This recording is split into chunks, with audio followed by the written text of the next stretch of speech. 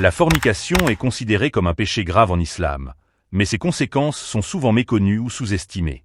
Avant de t'expliquer ses impacts, frère ou sœur, savais-tu que, selon un hadith, le prophète, paix et bénédiction sur lui, a enseigné qu'Allah illumine le visage de celui qui écoute un rappel bénéfique, le comprend et le partage avec autrui? Si tu es musulman, n'hésite pas à diffuser ce message pour qu'il touche un maximum de personnes et serve de rappel. De nos jours, dans de nombreuses sociétés, notamment en Occident, les relations hors mariage sont devenues banales.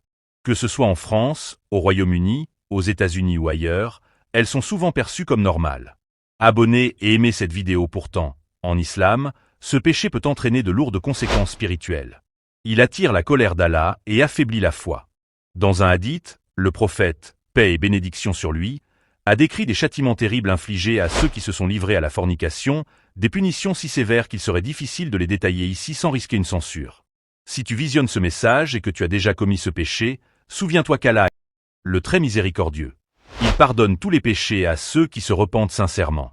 Prends un moment pour réfléchir à ce rappel, et si tu le peux, partage-le pour que d'autres en bénéficient. Abonnez et aimez cette vidéo.